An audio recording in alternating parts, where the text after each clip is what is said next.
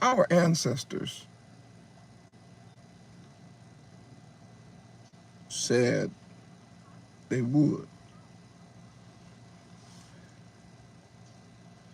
Now, the very fact that I said ancestors, it automatically threw a lot of y'all off, because we're not supposed to have ancestors. You supposed to be a slave. You ain't got no ancestors. What are you talking about, ancestors? The whole world got a problem. As soon as one of us, sons and daughters of the slave trade, start talking about our ancestors, now all of a sudden, everybody got a problem with us. Face get all turned up, lips get all tight. Ancestors? What are you talking about, our ancestors? You don't know who you are. Boy, it's a sickening, it's a sick tongue. You don't mean, so watch. When I say our ancestors said they would, the majority of you watching this video, your mind went to slavery here. Whenever they talk about our people, the so-called black man, which we're really brown, and they use the word ancestors, it's slavery. And I know this is gonna hurt some of y'all feelings, but nobody except you believe that your grandfather is your ancestor. Okay, more, yeah, get out the room. You heard us say too much. I said nobody does that but y'all. Ain't nobody else looking at their great-grandfather and say, them my ancestors. But you sons and daughters of slaves, you think that I remember when them slave houses was burning down, they were putting in the comment section on social media.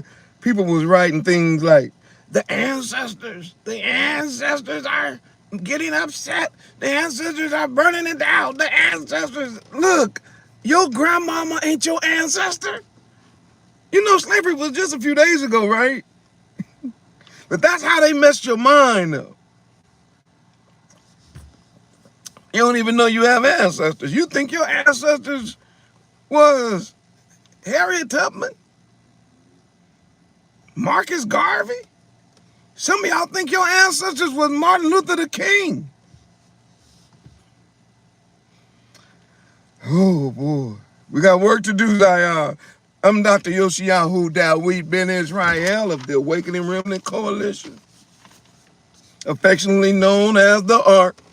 And if you look at me and say, he don't look like a doctor, it don't matter what I look like, I'm a doctor.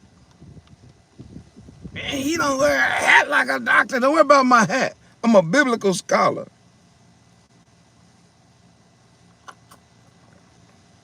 Major in biblical studies and theology. I also major in, oh, I can't see that no more because I'm on the other side now. Hey, Yahrahn, I got to find out another name. I also major in usology. Yeah, I'm a usologist. Put that in the chat. What? I'm a usology. I'm a usology major. I'm a usologist. What's that mean? I got a degree in studying us's.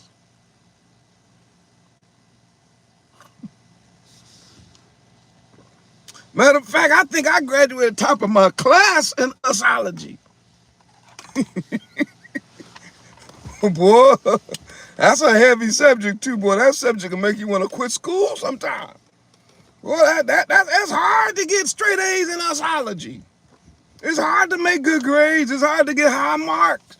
But you got to stay with it. Because every time you study usology, It don't make sense. Okay. Y'all welcome in the room. Come on in the room. Come on in the room. Don't stay out the room. Come on in the room. Tell everybody Morehyosh is live. If you want to be in the room live, come on in.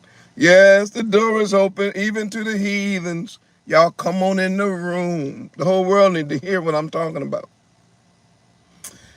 Oh, man, I got off point. Usology. So when it comes to us, we can't have ancestors.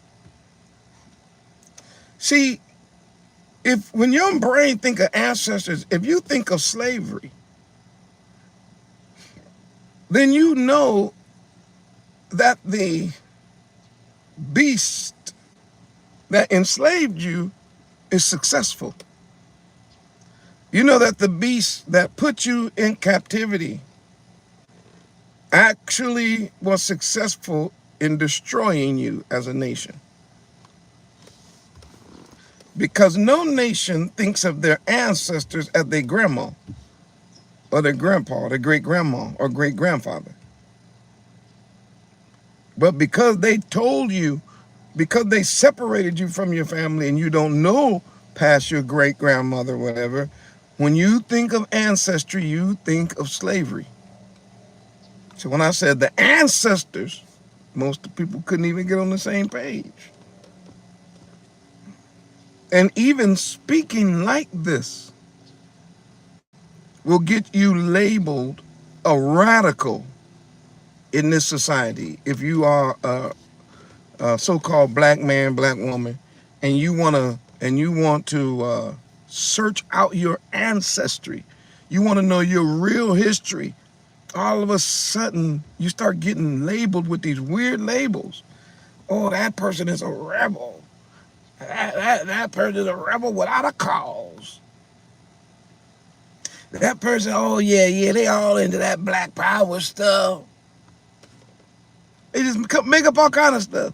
You know, that person has always been on the edge. They always on the outside. No, I just want to know who my grandpa is, my grandma. I want to know who my great-grandparents are, and then I want to know where they came from.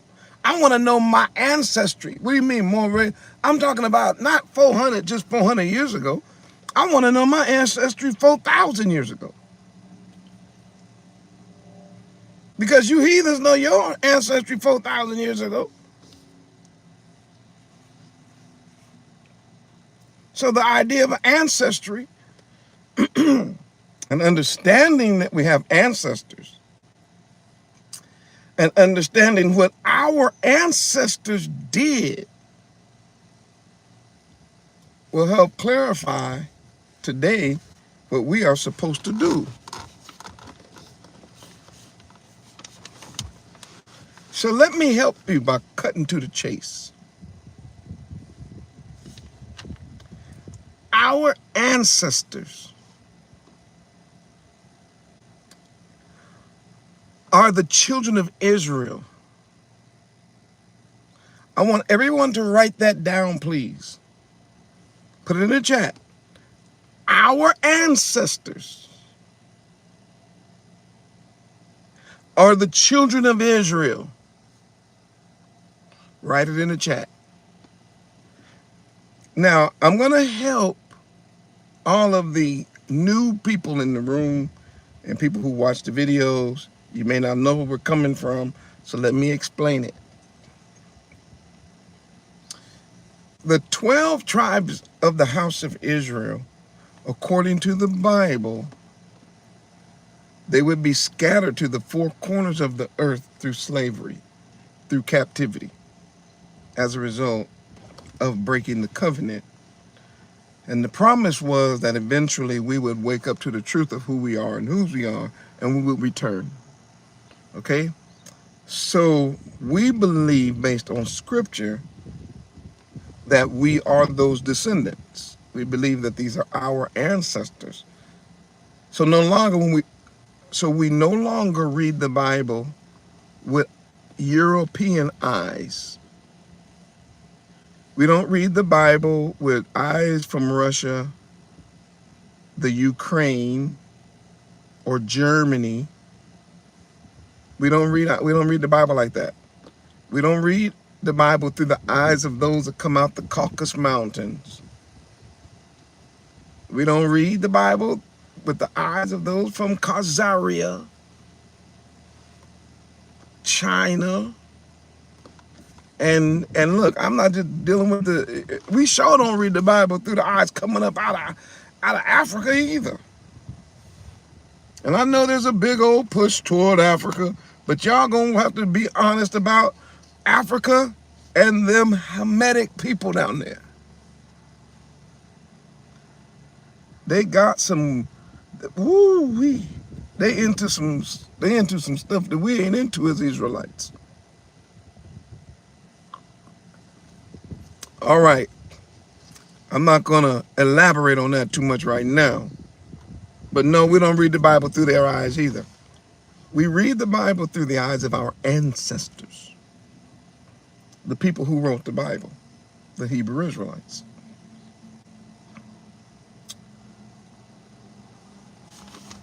Our ancestors are also called the ancients.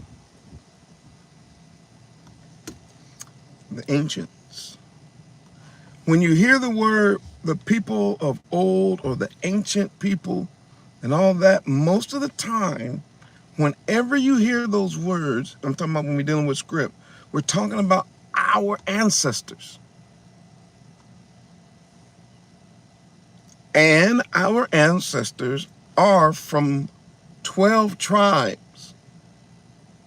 These tribes are sons. I know this is sounding elementary to some people, but I gotta get you to see this. There was one man who had 12 sons. That's a lot of boys. He had 12 sons. And he had 4 baby mamas. He had 2 wives and 2 concubines. Together, they had 12 kids. They had 13, really, because we have an auntie named Dinah. And these 12 sons all had tribes. They had children. These 12 sons, all had children, and all of these children were called by their son's name. So if you were Judah, then that was Yehuda was your father, and that was your dad. But then Israel was your surname, so you were an Israelite from the tribe of Judah. Right? You get it. Okay. If you were from the tribe of Benjamin, you were a Benjamite from the tribe of Judah. I mean, you were from the tribe of Benjamin, I'm sorry, from the house of Israel. Let me slow down. You were a Benjamite, but you were from Israel. So Israel is a man who had 12 children. These 12 children all had kids, had children, and these children made up we call them tribes, but you would say families today. All right? So these tribes and these families, they basically stayed together and became known as the 12 tribes. And the 12 tribes of Israel were, well, let's start with the actual brothers. So you have the 12 brothers that stayed together in Canaan. Of course, you know the story of Joseph, and they ended up going into captivity. They sold their brother into captivity, and then they ended up in Egypt, right? So what ends up happening is all 12 brothers and all of their children were all raised in Egypt in one location. That location was Goshen. That was set up by Abaya. If y'all still rolling with the Moreh, put a 100 in the chat, please. If you're rolling with the Moreh, put a 100. If you just understand this, we're going to take it easy for people that's just looking at the Bible, maybe for the first or second time, or just now in the chat. Okay, I see the 100s. And we're going to take it easy so you can understand how this thing flows. So these 12 tribes come from one man, and that is Jacob, whose name was changed to Israel. And of course, Jacob's daddy is Isaac, and Jacob's grandpa is Abraham. So the family grows up together. The families become a nation together because they're all raised in the same city. All of them together. For 200 and something years, they all lived in the same community, all 12 tribes. Now, I said it again, I'm gonna say it again. Wait a minute, where we at? Put a 1,000 in the chat if you got that. So all 12 tribes lived in one city for almost 300 years. They all lived in a place called Goshen. And look at them 1,000s. We learning tonight. We learning. So it's obvious then that if you got 12 sons and one daughter, if you got 12 sons living all in the same city, and they've been there for over 200 and something years, almost 300 years, that, and I know y'all gonna be like, Moreh, you kind of stretching it. No, I'm not. I want you to just think about what I'm saying. Everybody knows everybody. I know you're thinking like, no, they can't. Yes, they can. Look, even in captivity here, we used to have huge families, and one of the things that we used to do, and I know it was not completely right, but we used to have family reunions. And some of the older people, because we all used to live around each other, all that, some of the older people could just list easily 100 or 200 different people in the family. That wasn't odd. They could just start telling me, oh, that's so-and-so's sister. No, that's so-and-so's daughter. Remember they married so-and-so from over there? Oh, that's right. And then they had those two kids. Remember that one kid had that, real red hair and the nappy, and then the other kid, and the way we would do it is, and everybody would talk about that all the time. So you ended up everybody just know anybody, and everybody. And watch this. When the family grows up together, and everybody's in a place called Goshen at this particular time, you also start seeing certain characteristics of certain tribes. I'm not going into that in this video, but we will see later how Moses came out of a particular tribe. We're going to see about where Joseph came out of a particular, Moses comes out of a particular tribe. Ephraim and Manasseh, you're going to start seeing their characteristics. You're going to start seeing the characteristics of Benjamin. That's the baby tribe. Of course, we ended up with the first king from his tribe. You're going to start seeing certain characteristics of these tribes. That's another level of teaching that I'm not doing tonight, but I want you just to understand something, that every family knows that.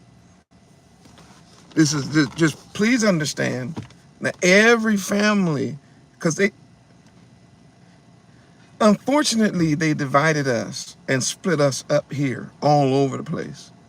But there used to be a real, true, concerted effort to stay in touch with your kinfolk.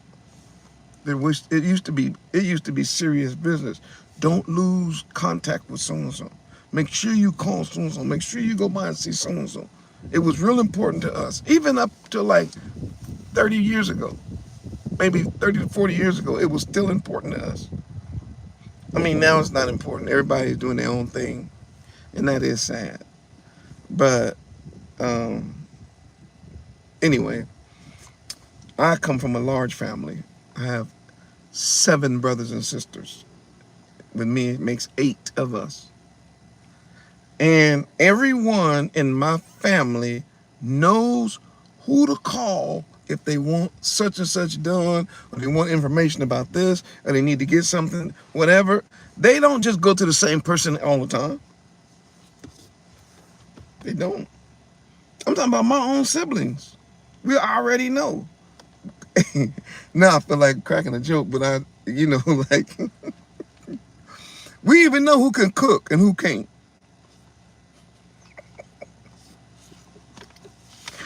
We do. We know, because we grew up together.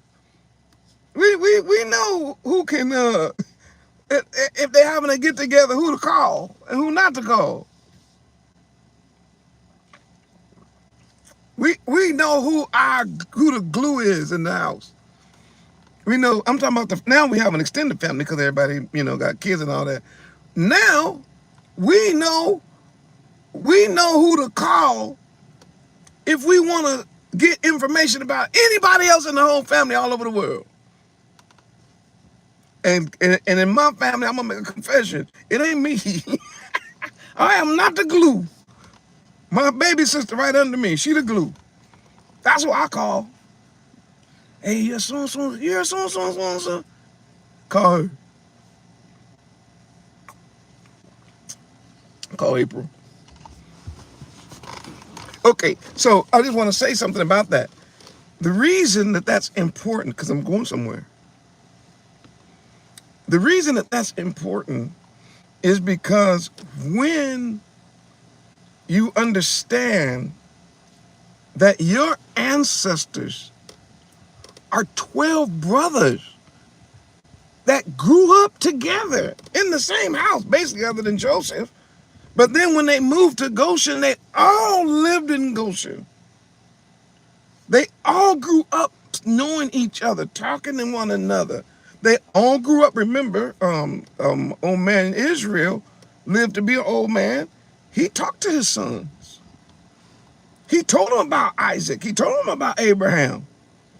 He told them about his dad and his grandpa, of course. He explained to them who they are and whose they are. And no doubt he explained to them about the covenant that he made, about how his own father was laid on an altar and was about to be slain by Abraham if it hadn't been for the angel of Yah. These are things that they talked about, I'm sure, all the time. Why? Brothers. Just put that in your mind, that all live in the same city. And it begins to multiply and grow and grow. One generation passes, the next generation comes, and then, of course, something very tragic happens, and that is, according to the book of Exodus, there rose up a Pharaoh in Egypt that did not recognize Joseph. There rose up a Pharaoh who said, I don't know him or his so-called God. Who is Yahuwah, right? And we already know that was Pharaoh, who ended up being killed at the end of the story. But this captivity of the 12 brothers and their children, and the captivity got worse and worse and worse and worse, right? All at the same time, they experienced the pain and the suffering and the loss of their freedom. The Egyptian captivity was terrible. It was wicked. It was satanic. And it was so bad that Yah promised to destroy Egypt through them floods and through those plagues and things. So that is serious business, because he heard the cry of the people at the time. They were all in the same place. So it was a united cry. They were crying to Yah for deliverance. And they kept crying and calling on him, asking, where is the Elohim of my dad? Right? Y'all still with the Moreh? If you are, put a 10,000 in the chat, please. They're asking, like, where is he? Because all of the stories we've been hearing is he always delivers. He always delivers us. He always rescues, and here we are in captivity, and it's like he doesn't see us and he don't hear us. So now, listen, so all of the families, all 12, and told her about them 10,000. All of the families now are talking. Yeah, man, we hear these stories about our grandpa and then our great grandfather, and man, but look at us now. It's a terrible situation for us. And of course, this wicked dog-faced Ramses, this demonic spawn of the devil, child of Satan, oh my, he made a decree to start killing off all the boys. He said to the midwives, look, if it's a daughter, you can let her live. But if you see one of the Hebrew women up on the stool about to give birth, you see that it's a boy, kill that boy. And that's obviously Satan. That's satanic. And there's a reason, because you gotta attack the man. You gotta attack. In order to destroy a nation, you have to get rid of the men. You have to destroy the men. And the sooner you can destroy them, the better for the country that wants them destroyed. So obviously they didn't wait till they were grown. They said, no, kill them with them babies. Right? But one of those tribes, a son of one of them sons, Levi, him and his wife got together and said, no, we ain't doing that. We're not killing our baby. I don't care how many people having abortions. We're not aborting our kids. I don't care how many people throwing their babies in the Nile River and allowing that kind of foolishness to happen. We're not doing that. We having our child. Matter of fact, we're going to have all our kids. And they did. They didn't just have Moses. Where am I? Oh. So the people all know each other. I just want you to see that. They're all cousins. They're all related. And it's very difficult for a person to follow their brother. You get that? I got a story about that in the Bible. Miriam and Aaron, they kind of did that. Like, it's hard to follow Moses. And my little baby brother, she ended up with leprosy. I don't want to go into that, but it's difficult. If that's your brother and your brother's been called to be a leader, it's hard for you to be like, but I remember when this Negro was... Now watch, it does the same thing with the other people. Everybody know everybody. So they all cousins, right? Uncles, aunties, they all are related. Just put that in your mind. Our ancestors are 12 tribes of 12 sons. Everybody knew everybody. They were together at one point. And they also experienced prosperity together, but they also experienced slavery together. Not only did they experience slavery together, they experienced the deliverance, which is the salvation part, and I'm only going to touch that because of my time. They all experienced a part of salvation, not all. They only got to, a lot of them only got to experience leaving Egypt. But many of them did not get a chance to experience entering into the promised land. Now, if you caught that, boy, I said so much right there. If you caught that, put a 500,000. Put a 500,000.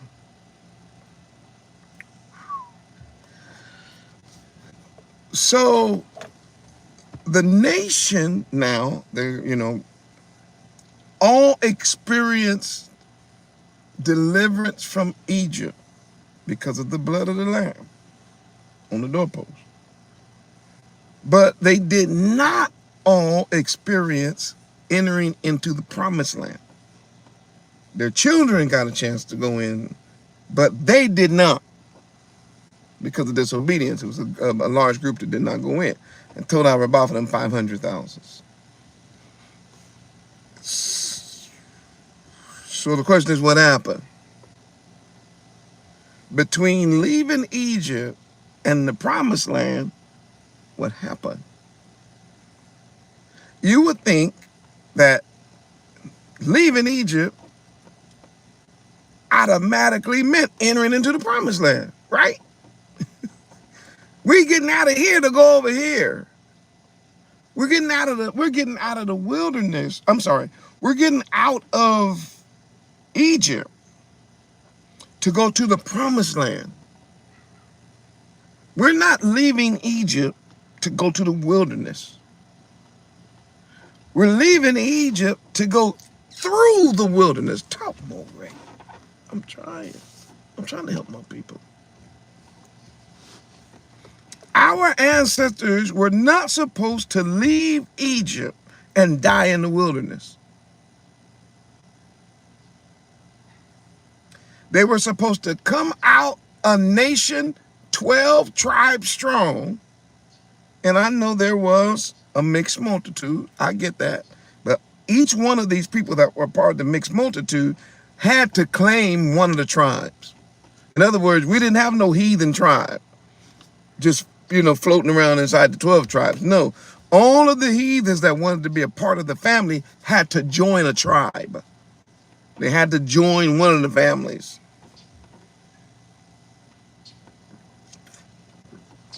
And the plan of Yah was to destroy Egypt and then bring his people straight through the wilderness into the promised land. There shouldn't even have been no 40 year, but there was. And the question is, why? What happened that made them die in the wilderness after captivity?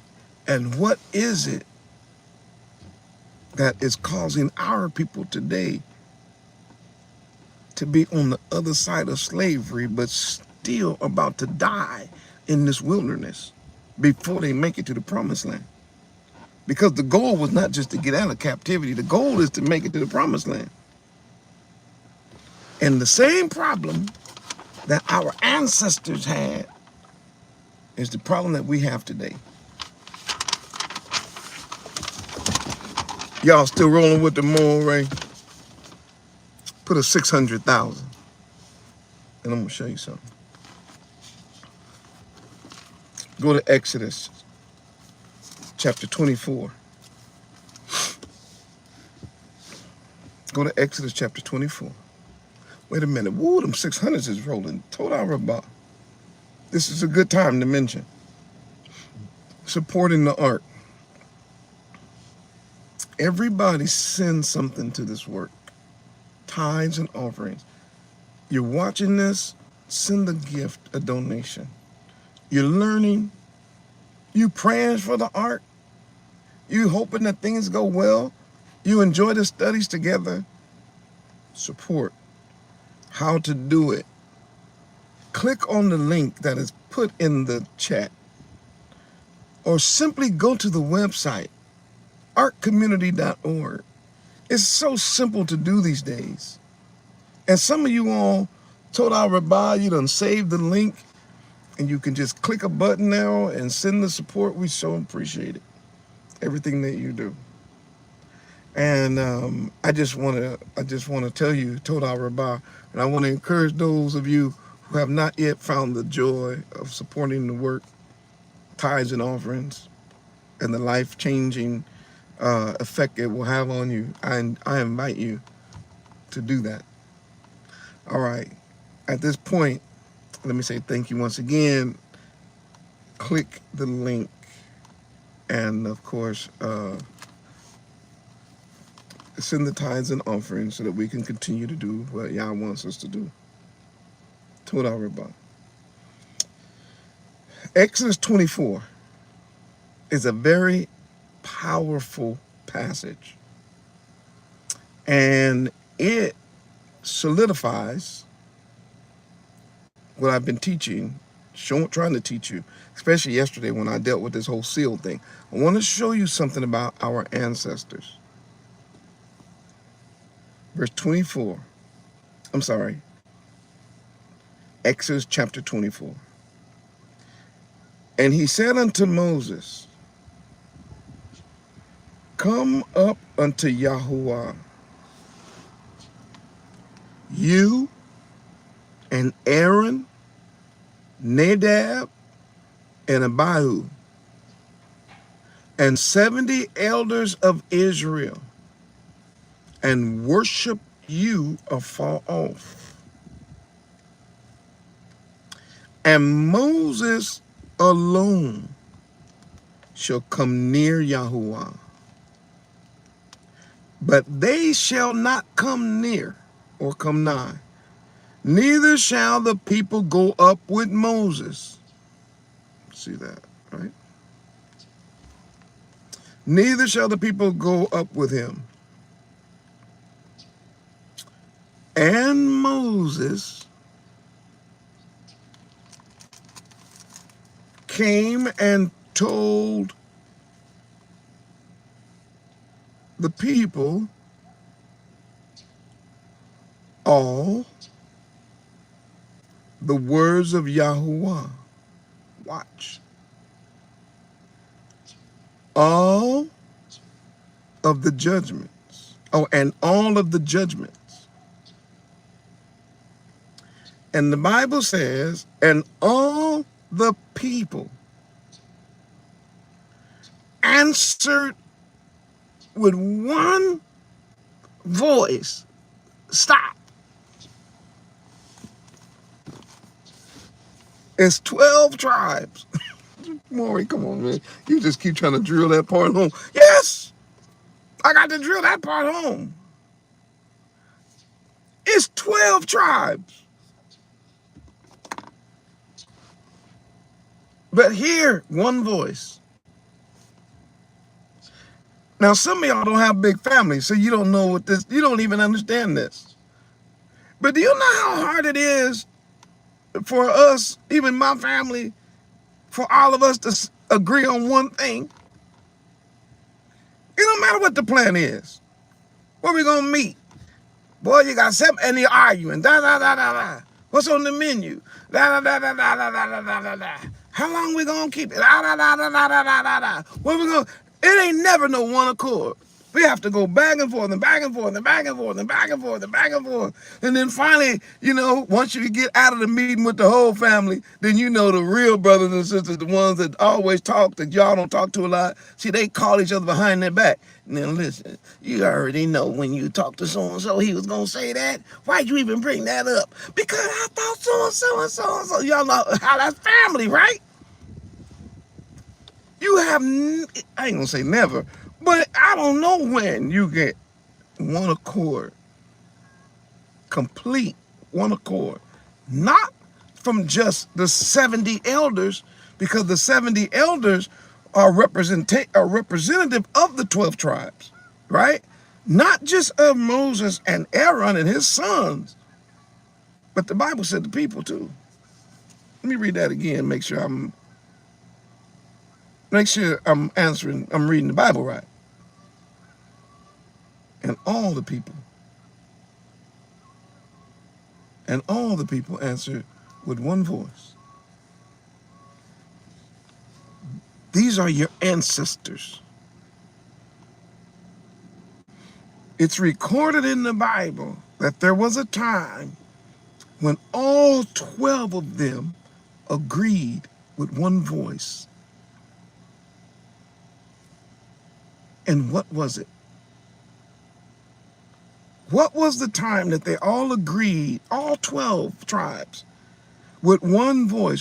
When was that in our history, in our ancestors' history? When was it?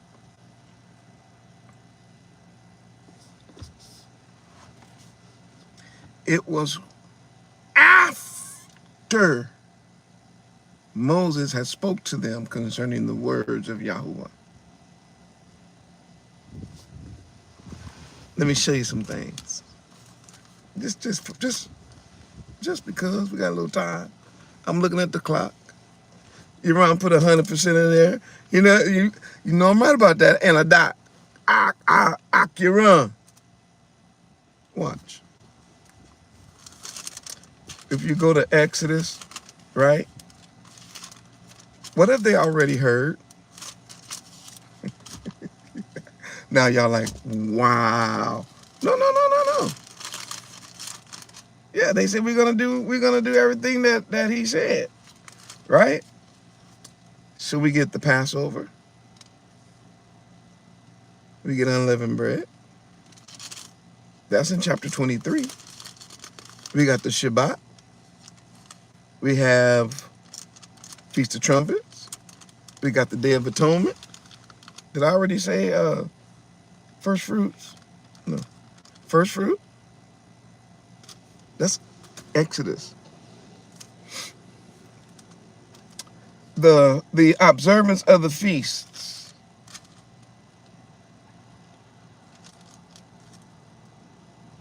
In chapter 23. The laws, they actually start, the laws actually start really in chapter 20. I can't read the whole thing tonight, but let's just read a couple of verses of chapter 20. And Yahuwah spake all these words, saying, I'm Yahuwah your Elohim, which brought you out of the land of Egypt, out of the house of bondage. Thou shalt have no other Elohim before me. This is what they were agreeing. All the people said I'll do. Everything he said. It includes the laws, which y'all call the 10 Commandments, that your pig-eating preacher said is done away with. But your ancestors, for the first time we see them in one voice and one accord, they said, we're going to do this.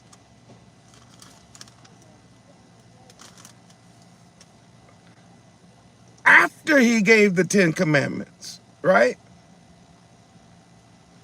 It says, chapter 21. Now these are the judgments.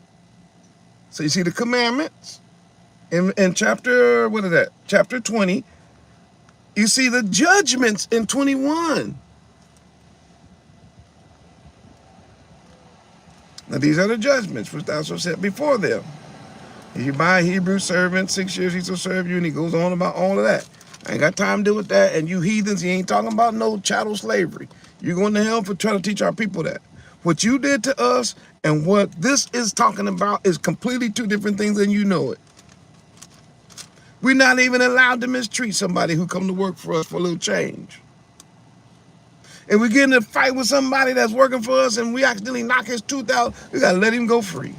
So don't compare what you all did to us to the Torah. You're throwing our people off and throwing them astray because they'll listen to you talk before they'll listen to me talk. And I'm a Moreh and I'm the seer in the house of Israel.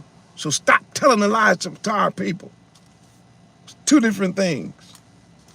All right. Then we got a bunch of, there's a lot. And then of course, 23. When you get to 24,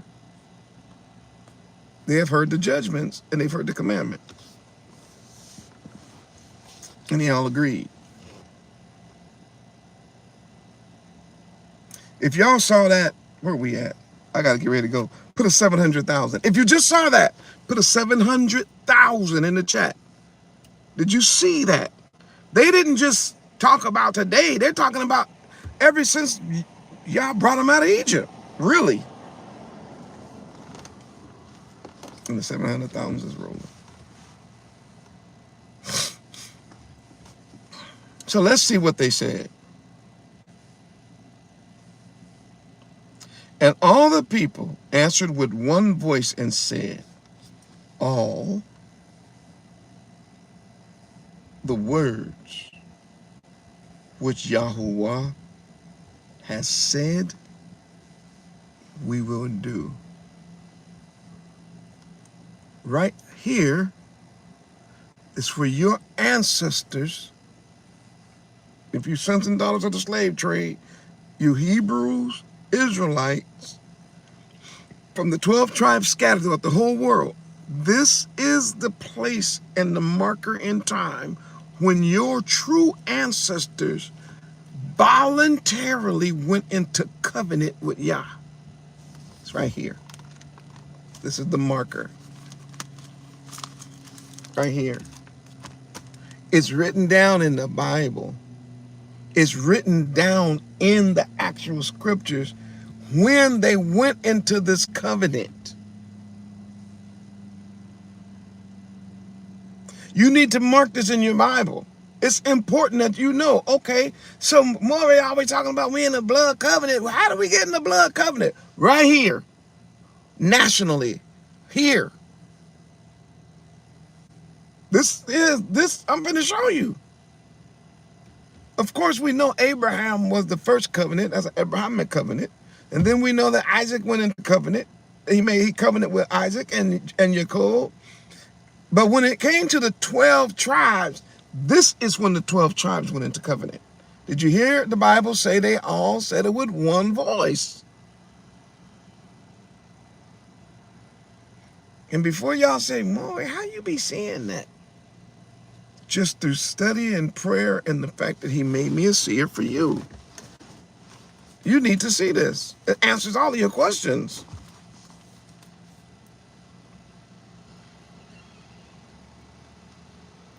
Once there was the verbal assent to all of the words, not what your pygmy preachers say, just the quote-unquote New Testament and the rest of the words been done away with. All of those are lies. Don't believe them, people. Don't you believe that? You're going to go to hell if you do. Don't believe that. They got that from the European that don't know the covenant. See, the Europeans are not in this covenant. This covenant was your ancestors. These are the 12 tribes of Israel making this covenant with Yah. This is not the whole world making a covenant with Most High Yah. This is our covenant made with our Elohim. It's a family affair. Talk, Sly. It's a family affair. I know some of y'all like, I thought he was a doctor. Yes. Is.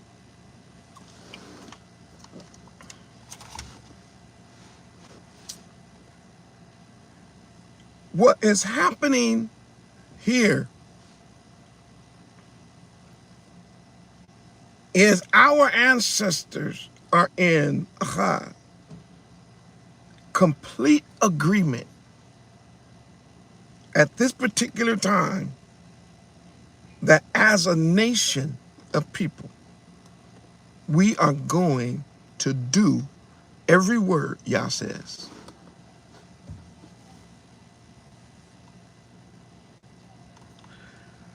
So what they were supposed to do was every word Yah said. Now my mind is running all over the Bible, so I gotta kind of pull it in. But think about this. I just got this just now. Just came to me. If they would have just kept that promise, every word he says, they would have never suffered as far as national suffering, because remember I told you the word of Yah is the Ruach of Yah, which represents life. The word of Yah is also the bread of life, which represents food. The word of Yah is also the water of Yah, which obviously represents the water to quench your thirst. The word of Yah is also the health of Yah. He sent his word and healed them. So therefore our people, if they would have just followed his word, it would have been the most healthy people in the world. It's Yah as Abba Yah that gives us the ability to gain wealth. If we'd have just followed the word of Yah, we'd have all had land, we would have all had cattle, we would have all had, we would have all, well, we would have had riches untold. They promised us to keep his word. We would have been the head and not the tail ever. Our enemies would have tried to attack us one way, and they would have had to flee 7 different ways. We would be blessed coming in and blessed going out. Our trees would just be so full of fruit, and the fruit wouldn't even touch the ground until we went and picked it. It would never ever rot on the vine. Think about that. If the locusts or anything flew that way, all we had to do was tell Yah, and he would change the direction of the wind. Preach. Boy, that was some kind of covenant. A wall of protection around them. A pillar of fire by night, and a cloud. A pillar of cloud in the day, every day. Clothes that'll never wear out. Shoes that'll never wear out. Yeah, we'd have been walking in some kind of power, and they knew it. Elohim would be close to us. And when they heard the commandments and the judgments, they all said with one accord, they said, all the words which Yahuwah has spoken, we will do. So, all 12 tribes, not one of them is missing, goes into this covenant with a promise that we're going to keep his word. We're going to do his word. They didn't even say all of his words we just going to hear, because our word here is different from Hebrew anyway. But they said all of his words we're going to do. I keep trying to tell the world, salvation is not about just hearing something or seeing something. It's doing something. Verse 4. And Moses wrote all the words, and Moses wrote all the words of Yah. Wait, what? So watch what happens. Who's in the room? Let me see who I can talk to. Yah, my protection. Shalom. You were just the last person on the screen I saw. So I'm going to talk to you and the administrators and the rest of y'all. I want you to listen to this. There's a transition here that takes place among the people. And because of my time, I'm gonna just hit that, and then we'll try to pick this up a little later. But there's a transition here. Okay? What is that, Moreh? From speech and the voice of Yah talking to the nation, to writing. So we're moving here in this passage from the commandments of Yah being spoken by Yah, being spoken by Yahuwah, the commandments and his doctrine and his teaching and his judgments and his precepts have been spoken to the nation and spoken through the prophets and spoken through Moses. Well, by Yah, through Moses. Watch. But here a transition takes place where it is so, and it's so strange how they write, how the English people that translated our text. The reason that I get so upset about it is because the things that they should be emphasizing, if they really knew the Bible, they don't even put it like as a header. They don't make it the main theme when you read the Bible. So lines like this get buried. But this line can't be buried here because this day and this act and these words represent the transition from the spoken Torah and the spoken commandments, the spoken word, the spoken instruction to written.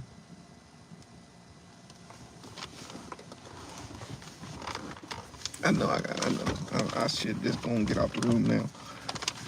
But if y'all could just at least see that, put a 900,000. Yes, because we're going written now. Put a 900,000. Total Bazi for the 900,000.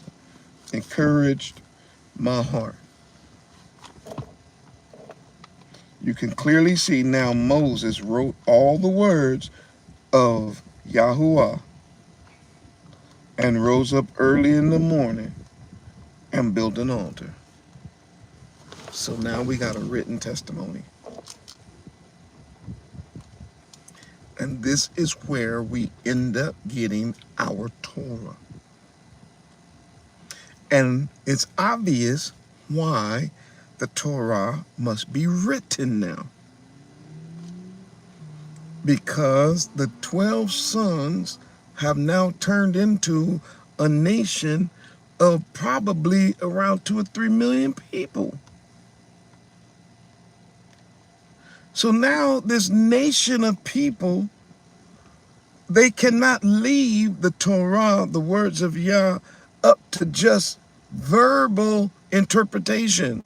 Somebody got to write it down so that we can always go back to it to see whether or not we are off or not. We just can't listen to cousin no more because cousin is too far removed from Moses.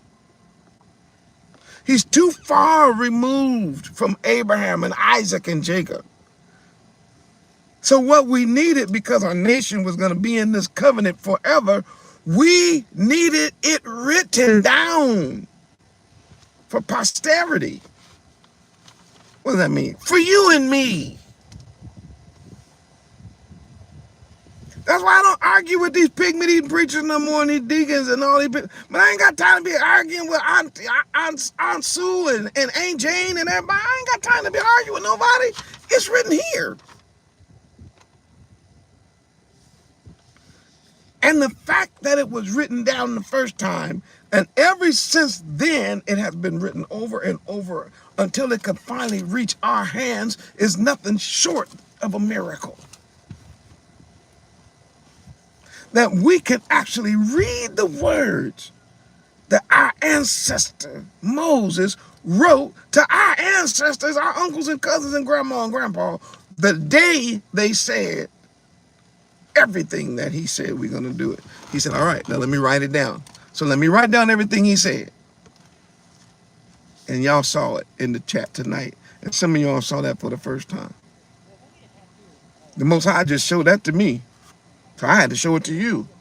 I'm like, when I get ready to come online, I got to show you all what he be telling me to go look at that. And I said, ooh. And so Moses wrote the words, all of them, and rose up early in the morning. Oh, and by the way, so these are not Moses' words then, right? Because I had a preacher tell me, well, I follow white Jesus. white European, blonde-haired, blue-eyed Jesus who I listen to. I'm not listening to no nappy-headed Moses. No black Moses. Okay, that's you. But Moses is telling you these ain't his words. The words that he's writing is Yah's words. And Moses wrote all the words of Yahuwah and rose up early in the morning and built an altar under the hill. And I'll just give you this. And 12 pillars. What? All this time I've been talking about what? According to the 12 tribes of Israel. Every pillar represented a tribe because all 12 tribes were represented when they went into this covenant. I know it's too much. Please hang in there for just a couple more seconds. Watch this. And he sat young men of the children of Israel. And he sent young men of the children of Israel, which offered burnt offerings and sacrificed peace offerings of oxen unto Yahuwah. And Moses took half of the blood and put it in a basin. What? And half of the blood he sprinkled on the altar. So, it's a covenant. He took half the blood, put it in a basin, and half the blood he sprinkled on the altar. And the Bible says, I know y'all can't see this because it's backwards, but the Bible says, and he took the book of the covenant. You see it?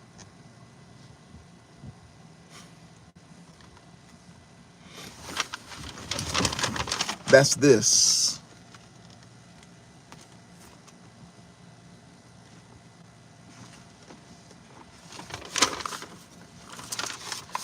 Hopefully, I said something tonight that, I got some light in here. Hopefully, I said something tonight that actually helped you all. This is so deep right here. So now it's called the book. He wrote it. Yah gave him the words, and he wrote this and called it the Book of the Covenant. This is the book that contains the covenant. But watch this. But it's in blood. It's sealed in blood.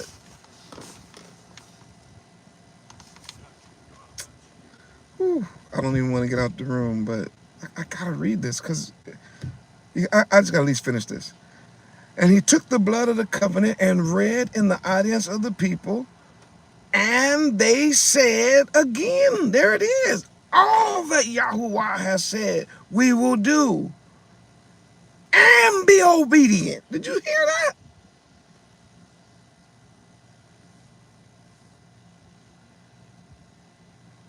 If y'all are gonna, if you guys allow me to,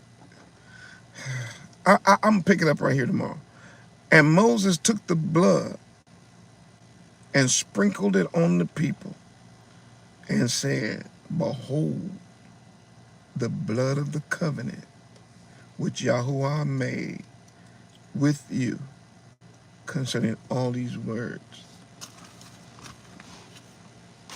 That's how we got into that blood covenant, right there. I'm gonna get out of here. That's how we did. If y'all learned something tonight, you was encouraged, you saw it with new eyes, now you understand why the Moreh be saying, you know, we're in a blood covenant. Now you read when our ancestors got in it. Now, I'm not showing you the violation. I'm just showing you the time they did it what they said, and they said it twice, and they said it after the covenant meal, and they said it after the shedding of blood, and the blood sprinkled on the altar and on the people. It's a blood covenant. And at that time, ratified with the blood of the sacrifice, which later we know, because we're told that those sacrifices were temporary. But one day, there would be the ratification of that same covenant. But it wouldn't be with temporary sheep and goats and oxen. But at that covenant would be ratified with his own blood. And therefore we see Yahushua HaMashiach and what his blood really did for us. And not what these people are trying to tell you he did, because they don't even know nothing about the covenant. This is the book of the covenant. And the only people that are saved are the remnant that's keeping the covenant. I gotta go. Our ancestors said they would, but then they didn't. Let's not be like that.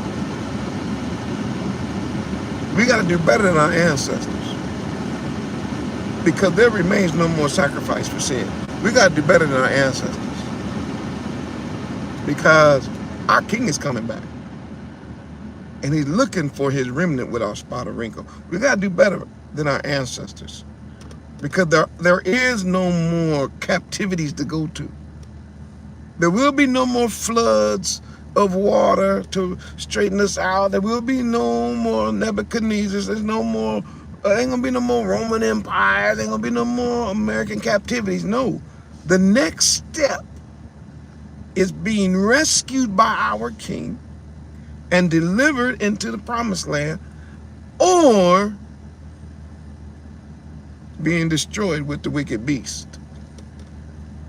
Now the choice I'm choosing, now I can't speak for you. I'm choosing to be in covenant with our king. And I'm saying tonight, like my ancestors said back then, all that Yahuwah have said, we will do.